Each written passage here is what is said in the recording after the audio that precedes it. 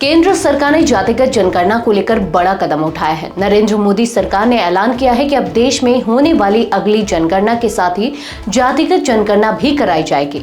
इस फैसले को बुधवार को हुई केंद्रीय कैबिनेट की बैठक में मंजूरी दी गई।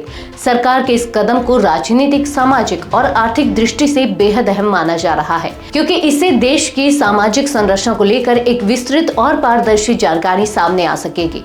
नमस्कार, मैं हूं विजय और आप देख रहे हैं यूबी न्यूज। आज की रिपोर्ट में हम बात करेंगे केंद्र सरकार के इस बड़े फैसले की, इसके पीछे की राजनीति, सामाजिक असर और साथ ही कैबिनेट के अन्य अहम फैसलों की भी।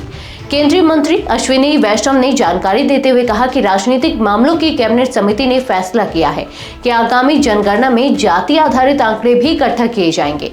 उन्होंने कांग्रेस पार्टी पर निशाना साधते हुए कहा कि आजादी के बाद से ही जाति को जनगणना प्रक्रिया में शामिल नहीं किया गया। 2010 में तत्कालीन प्रधानमंत्री मनमोहन सिंह ने लोकसभा में यह जरूर कहा था कि इस मुद्दे को कैबिनेट के सामने रखा जाएगा, लेकिन बाद में सिर्फ एक खाना पूर्ति सर्वे कराया गया। सरकार का मानना है कि जातिगत जनगणना समाज में आर्थिक और सामाजिक मजबूती लाने में मददगार साबित होगी। साथ ही इससे यह सुनिश्चित किया जा सकेगा कि देश का विकास संतुलित और समावेशी हो। वैष्णव ने कहा कि कुछ राज्यों ने इस तरह के सर्वे कराए जरूर हैं, लेकिन वे राजनीतिक दृष्टि से प्रेरित और गैर पारदर्शी थे, जिससे समाज में भ्रम फैला। केंद्र सरकार अब इस प्रक्रिया को पारदर्शी और संविधान सम्मत तरीके से कराने जा रही है। गौरतलब है कि भारत में हर 10 साल पर जनगणना होती है, लेकिन 2021 में कोरोना के कारण यह प्रक्रिया टल गई थी। अब तक नई तारीख का ऐलान नहीं हुआ है, लेकिन सूत्रों के मुताबिक जनगणना के आंकड़े 2026 में जारी किए जाएंगे।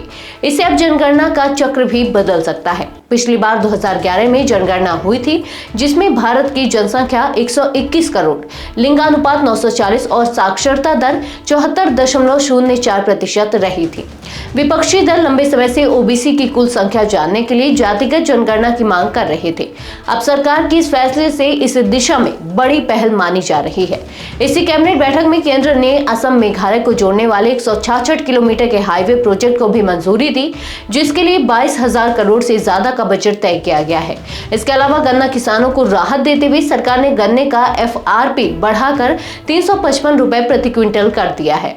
22 अप्रैल को पहलगाम में हुए उग्रवादी हमले के बाद यह पहली बार था जब केंद्रीय मंत्रिमंडल की बैठक हुई और उसमें कई अहम फैसले लिए गए। आज के लिए बस इतना ही। यूबी न्यूज आपके लिए लाता रहेगा देश विदेश से जुड़ी ऐसी ही तमाम खबरें। तब तक के लिए धन्यवाद।